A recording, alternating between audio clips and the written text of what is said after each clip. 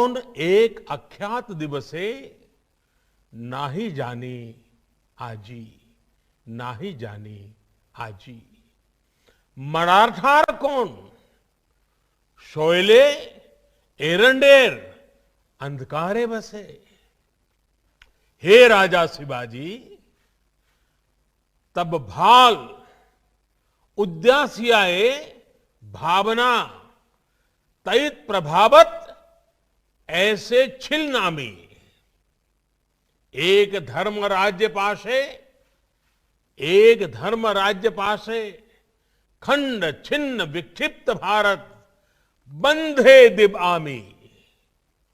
यानी एक शताब्दी से भी पहले किसी एक अनाम दिन, मैं उस दिन को आज नहीं जानता, किसी पर्वत की ऊंची चोटी से, किसी घने वन में, ओ राजा शिवाजी, क्या ये विचार आपको एक बिजली की रोशनी की तरह आया था?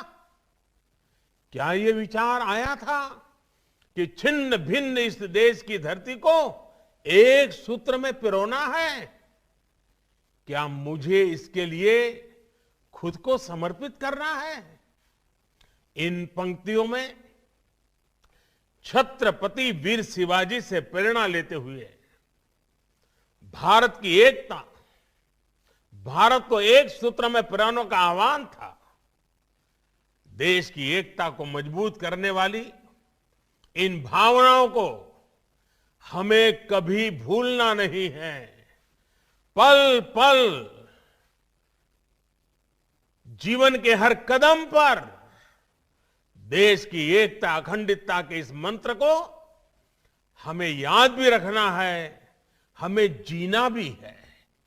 यही तो टैगोर का हमें संदेश है। साथियों, आप सिर्फ एक विश्वविद्यालय का ही हिस्सा नहीं है, बल्कि एक जीवंत परंपरा के वाहक भी है। गुरुदेव अगर विश्व भारती को सिर्फ एक यूनिवर्सिटी के रूप में देखना चाहते तो वो इसको ग्लोबल यूनिवर्सिटी या कोई और नाम दे सकते थे, लेकिन उन्होंने इसे विश्व भारती विश्वविद्यालय नाम दिया। उन्होंने कहा था, Vishwa Bharati acknowledges India's obligation to offer to others the hospitality of her best culture and India's right to accept from others their best. Gurudev की विश्व भारती से अपेक्षा थी कि यहां जो सीखने आएगा वो पूरी दुनिया को भारत और भारतीयता की दृष्टि से देखेगा। गुरुदेव का ये मॉडल ब्रह्म, त्याग और आनंद के मूल्यों से प्रेरित था। इसलिए उन्होंने विश्व भारती को सीखने का ऐसा स्थान बनाया जो भारत की समृद्ध धरोहर को आत्मसात करे, उस पर शोध करे और गरीब से गरीब की समस्याओं के समाधान के लिए काम करे। ये संस्कार में पूर्व में यहां से निकले छात्र छात्राओं में भी हमें दिखता है और आपसे भी देश की यही अपेक्षा है। साथियों, गुरुदेव टैगोर के लिए विश्व भारती सिर्फ ज्ञान देने वाली, ज्ञान परोसने वाली एक संस्था मात्र नहीं थी। ये एक प्रयास है भारतीय संस्कृति के शीर्षस्थ लक्ष्य तक पहुंचने का, जिसे हम कहते हैं स्वयं को प्राप्त करना। जब आप अपने कैंपस में बुधवार को उपासना के लिए जुड़ते हैं तो स्वयं से ही साक्षात्कार करते हैं। जब आप गुरुदेव द्वारा शुरू किए गए समारोह में जुटते हैं तो स्वयं से ही साक्षात्कार करने का एक अवसर प्राप्त होता है। जब गुरुदेव कहते हैं आलो अमर आलो ओगो आलो भुवन भारा, तो ये उस प्रकाश के लिए ही आह्वान है जो हमारी चेतना को जागृत करती है। गुरुदेव टैगोर मानते थे विविधताएं रहेगी, विचारधाराएं रहेगी, इन सब के साथ ही हमें खुद को भी तलाशना होगा। वो बंगाल के लिए कहते थे बांग्लार माटी बांग्लार जल बांग्लार वायु बांग्लार फूल पुण्य हो पुण्य हो पुण्य हो हे भगवान। लेकिन साथ ही वो भारत की विविधता की भी उतना ही गौरवगान बड़े भाव से करते थे। वो कहते थे हे मोर चित्तो पुण्यो हे मोर चित्तो पुण्यो तीर्थे जागोरे धीरे ई भारतेर महामनोबेर सागरो तीरे हेथाय दाराय दबाहु बाराय नमो नरोदे बोतारे। और ये गुरुदेव का ही विशाल विजन था कि शांति निकेतन के खुले आसमान के नीचे वो विश्व मानव को देखते थे। ऐशो कर्मी ऐशो ज्ञानी ऐसो जन कल्याणी ऐशो तपस राजो है ऐशो है दिशक्ति संपद मुक्ता बंधो समाज है। हे श्रमिक साथियों, हे जानकार साथियों, हे समाज सेवियों, हे संतों, समाज के सभी जागरूक साथियों, आइए समाज की मुक्ति के लिए मिलकर के प्रयास करें। आपके कैंपस में ज्ञान प्राप्ति के लिए एक पल भी बिताने वाले का यह सौभाग्य है कि उसे गुरुदेव का यह विजन मिलता है। साथियों, विश्व भारती तो अपने आप में ज्ञान का वो उन्मुक्त समंदर है जिसकी नींव ही अनुभव आधारित शिक्षा के लिए रखी गई। ज्ञान की क्रिएटिविटी की कोई सीमा नहीं होती है। इसी सोच के साथ गुरुदेव ने इस महान विश्वविद्यालय की स्थापना की थी। आपको यह भी हमेशा याद रखना होगा कि ज्ञान, विचार और स्किल स्टैटिक नहीं है, पत्थर की तरह नहीं है, स्थिर नहीं है, ये जीवंत है, ये सतत चलने वाली प्रक्रिया है। और इसमें कोर्स करेक्शन की गुंजाइश भी हमेशा रहेगी, प्रोग्रेसिव अनफोल्डमेंट।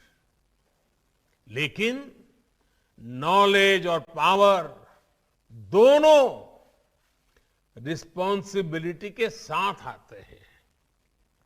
जिस प्रकार सत्ता में रहते हुए संयम और संवेदनशील रहना पड़ता है, रहना जरूरी होता है, उसी प्रकार हर विद्वान को, हर जानकार को भी उनके प्रति जिम्मेदार रहना पड़ता है जिनके पास वो शक्ति है।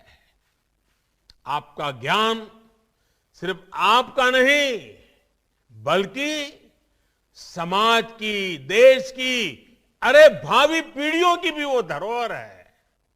आपका ज्ञान, आपकी स्किल एक समाज को, एक राष्ट्र को गौरवान्वित भी कर सकती हैं और वो समाज को बदनामी और बर्बादी के अंधकार में भी धकेल सकती है।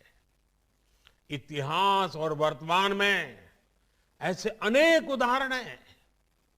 आप देखिए, जो दुनिया में आतंक फैला रहे हैं, जो दुनिया में हिंसा फैला रहे हैं, उनमें भी कई highly educated, highly learned, highly skilled लोग हैं। दूसरी तरफ ऐसे भी है लोग हैं जो कोरोना जैसी महामारी से दुनिया को मुक्ति दिलाने के लिए दिन रात अपनी जान की बाजी लगा देते हैं, अस्पतालों में डटे रहते हैं, प्रयोगशालाओं में जुटे हुए हैं। ये सिर्फ विचारधारा का प्रश्न नहीं है, मूल बात तो माइंडसेट का है। आप क्या करते हैं इस बात पर निर्भर करता है कि आपका माइंडसेट पॉजिटिव है या नेगेटिव है। स्कोप दोनों के लिए है, रास्ते दोनों के लिए ओपन है। आप समस्या का हिस्सा बनना चाहते हैं या फिर समाधान का, ये तय करना हमारे अपने हाथ में होता है। अगर हम उसी शक्ति, उसी सामर्थ्य, उसी बुद्धि, उसी वैभव को सत्कार्य के लिए लगाएंगे तो परिणाम एक मिलेगा, दुष्कर्म के लिए लगाएंगे तो परिणाम दुष्कर्म मिलेगा। अगर हम ही सिर्फ अपना हित देखेंगे तो हम हमेशा चारों तरफ मुसीबतें देखते आएंगे, समस्याएं देखते आएंगे, नाराजगी देखते आएंगे, आक्रोश नजर आएगा। लेकिन अगर आप खुद से ऊपर उठ करके, अपने स्वार्थ से ऊपर उठ करके नेशन फर्स्ट की अप्रोच के साथ आगे बढ़ेंगे तो आपको हर समस्या के बीच में भी सॉल्यूशन ढूंढने का मन करेगा, सॉल्यूशन नजर आएगा। बुरी शक्तियों में भी आपको अच्छा ढूंढने का, उसमें से अच्छाई का, परिवर्तन का मन करेगा और आप स्थितियां बदलेंगे भी, आप स्वयं भी अपने आप में एक सॉल्यूशन बन करके उभरेंगे। अगर आपकी नीयत साफ है और निष्ठा मां भारती के प्रति है तो आपका हर निर्णय, आपका हर आचरण, आपका हर कृति किसी न किसी समस्या के समाधान की तरफ ही बढ़ेगा। सफलता और असफलता हमारा वर्तमान और भविष्य तय नहीं करती है। हो सकता है आपको किसी फैसले के बाद जैसा सोचा था वैसा परिणाम न मिले, लेकिन आपको फैसला लेने में डरना नहीं चाहिए। एक युवा के रूप में, एक मनुष्य के रूप में जब कभी हमें फैसला लेने से डर लगने लगे तो वो हमारे लिए सबसे बड़ा संकट होता है। अगर फैसले लेने का हौसला चला गया तो मान लीजिएगा आपकी युवानी चली गई है, आप युवा नहीं रहे हैं। जब तक भारत के युवा में नया करने का, रिस्क लेने का और आगे बढ़ने का जज्बा रहेगा, तब तक कम से कम मुझे देश की भविष्य की चिंता नहीं है। और मुझे जो देश युवा हो, 130 करोड़ आबादी में इतनी बड़ी तादाद में युवा शक्ति हो, तो मेरा भरोसा और मजबूत हो जाता है, मेरा विश्वास और मजबूत हो जाता है। और इसके लिए आपको जो सपोर्ट चाहिए, आपको जो माहौल चाहिए, उसके लिए मैं खुद भी और सरकार भी, इतना ही नहीं, 130 करोड़ का संकल्पों से भरा हुआ, सपनों से लेकर के जीने वाला देश भी आपके समर्थन में खड़ा है। साथियों, विश्व भारती के 100 वर्ष के ऐतिहासिक अवसर पर जब मैंने आपसे बात की थी तो उस दौरान भारत के आत्मसम्मान और आत्मनिर्भरता के लिए आप सभी युवाओं के योगदान का जिक्र किया था। यहां से जाने के बाद जीवन के अगले पड़ाव में आप सभी युवाओं को अनेक तरह के अनुभव मिलेंगे। साथियों, आज जैसे छत्रपति शिवाजी महाराज की जयंती का हमें गर्व है, वैसे ही मुझे आज धर्मपाल जी की याद आती है, महान गांधीवादी धर्मपाल जी। आज महान गांधीवादी धर्मपाल जी की भी जन्म जयंती है। उनकी एक रचना है, the beautiful tree indigenous Indian education in the 18th century. आज आपसे बात करते हुए मैं इस पवित्र धाम में जब आपसे बात कर रहा हूं तो मेरा मन करता है उसका जिक्र मैं जरूर करूं। और बंगाल की धरती, ऊर्जावान धरती के बीच जब बात कर रहा हूं तब तो मेरे स्वाभाविक मन करता है कि मैं जरूर धर्मपाल जी के उस विषय को मैं आपके सामने रखूं। धर्मपाल जी ने इस पुस्तक में धर्मपाल जी ने थॉमस मुनरो द्वारा किए गए एक राष्ट्रीय शिक्षा सर्वे का ब्यौरा दिया है। 1820 में हुए, 1820 यानी करीब 200 साल, 1820 में हुए इस शिक्षा सर्वे में कई ऐसी बातें हैं जो हम सबको हैरान भी करती हैं और गौरव से भर देती हैं। उस सर्वे में भारत की साक्षरता दर बहुत ऊंची आंकी गई थी। सर्वे में यह भी लिखा गया था कि कैसे हर गांव में एक से ज्यादा गुरुकुल थे और जो गांव के मंदिर होते थे वो सिर्फ पूजा पाठ की जगह नहीं, वे शिक्षा को बढ़ावा देने वाले, शिक्षा को प्रोत्साहन देने वाले एक अत्यंत पवित्र कार्य से भी गांव के मंदिर जुड़े हुए रहते थे। वे भी गुरुकुल की परंपराओं को आगे बढ़ाने में, बल देने में प्रयास करते थे। हर क्षेत्र, हर राज्य में, ये बड़ी महत्वपूर्ण बात है, हर क्षेत्र, हर राज्य में तब महाविद्यालयों का बहुत गर्व से देखा जाता था कि कितना बड़ा उनका नेटवर्क था। उच्च शिक्षा के संस्थान भी बहुत बड़ी मात्रा में थे। भारत पर ब्रिटिश एजुकेशन सिस्टम थोपे जाने से पहले थॉमस मुनरो ने भारतीय शिक्षा पद्धति और भारतीय शिक्षा व्यवस्था की ताकत को अनुभव किया था, देखा था। उन्होंने देखा था कि हमारी शिक्षा व्यवस्था कितनी वाइब्रेंट है। ये 200 साल पहले की बात है। इसी पुस्तक में विलियम एडम का भी जिक्र है, जिन्होंने ये पाया था कि 1830 में बंगाल और बिहार में 1 लाख से ज्यादा विलेज स्कूल थे, ग्रामीण विद्यालय थे।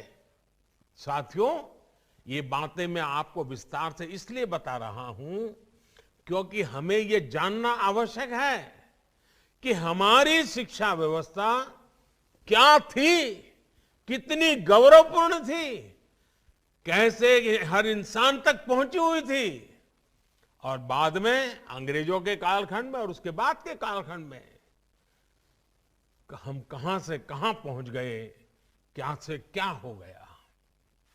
गुरुदेव ने विश्व भारती में जो व्यवस्थाएं विकसित की, जो पद्धतियां विकसित की, वो भारत की शिक्षा व्यवस्था को परतंत्रता की बेड़ियों से मुक्त करने, भारत को आधुनिक बनाने का एक माध्यम थी।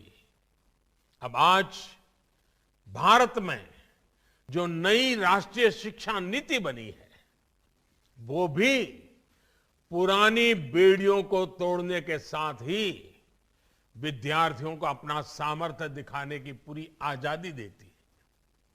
ये शिक्षा नीति आपको अलग अलग विषयों को पढ़ने की आजादी देती है। ये शिक्षा नीति आपको अपनी भाषा में पढ़ने का विकल्प देती है।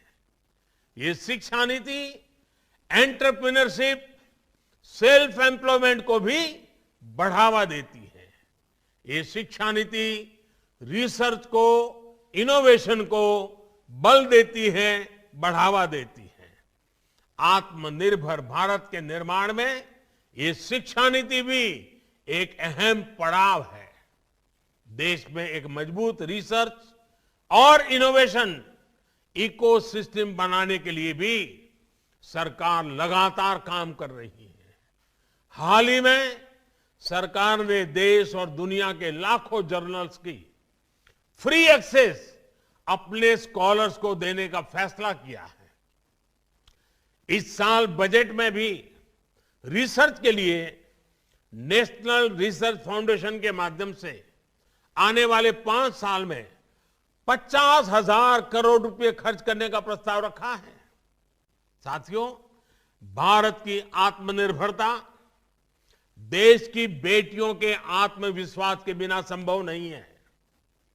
नई राष्ट्रीय शिक्षा नीति में पहली बार जेंडर इंक्लूजन फंड की भी व्यवस्था की गई है। इस पॉलिसी में 6ठी क्लास से ही कारपेंटरी से लेकर कोडिंग तक ऐसे अनेक स्किल सेट्स पढ़ाने की योजना इसमें है जिन स्किल्स से लड़कियों को दूर रखा जाता था।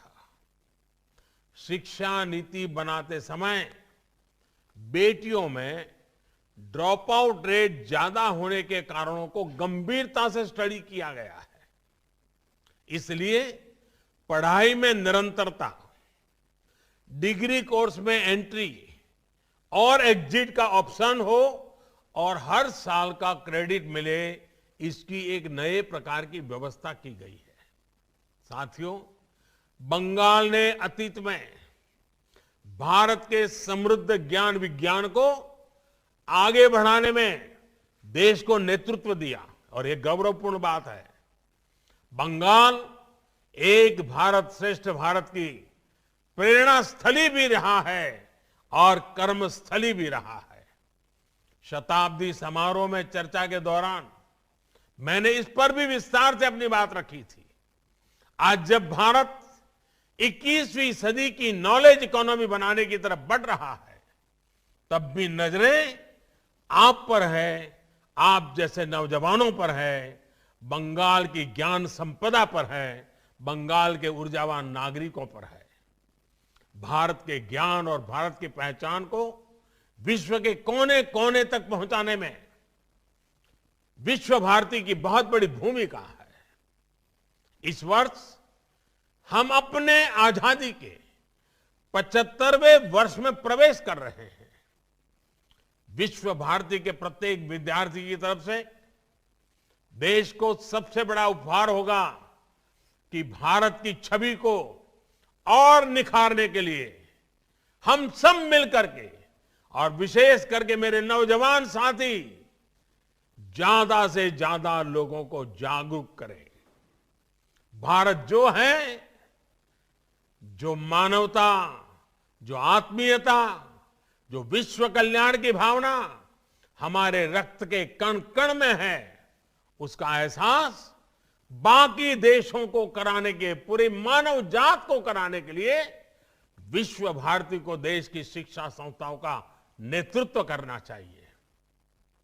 मेरा आग्रह है, अगले 25 वर्षों के विश्व भारती के विद्यार्थी मिलकर एक विजन डॉक्यूमेंट बनाए। जब आजादी के 100 साल होंगे, वर्ष 2047 में जब भारत अपनी आजादी के 100 वर्ष का समारोह बनाएगा, तब तक विश्व भारती के 25 सबसे बड़े लक्ष्य क्या होंगे, ये इस विजन डॉक्यूमेंट में रखे जा सकते हैं।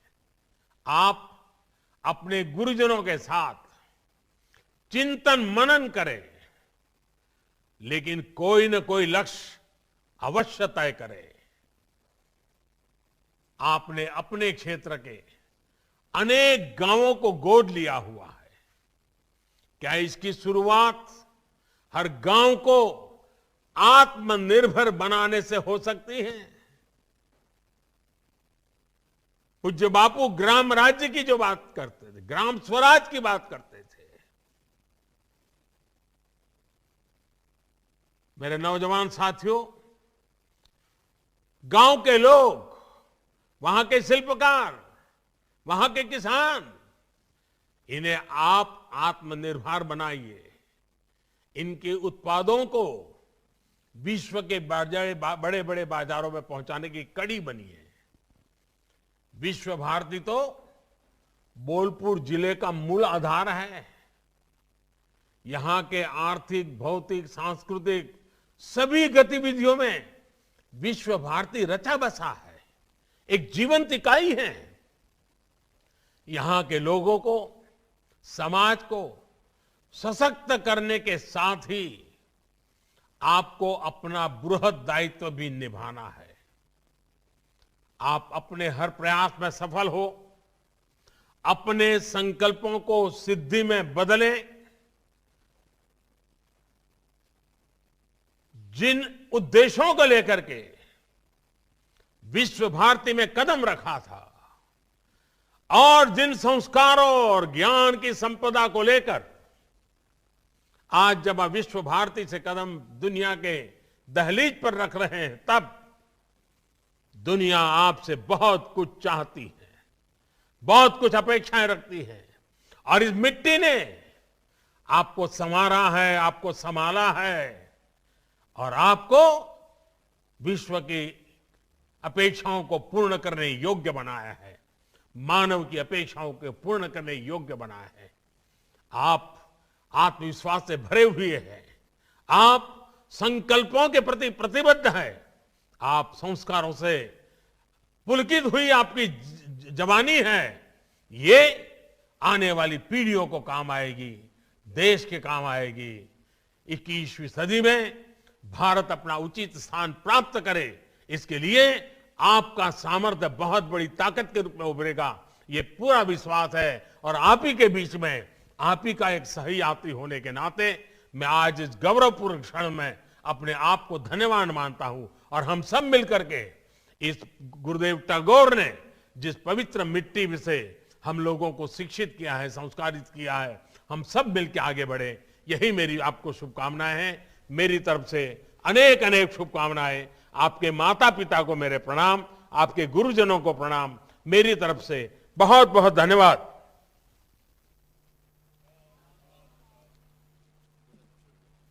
धन्यवाद महामहिम।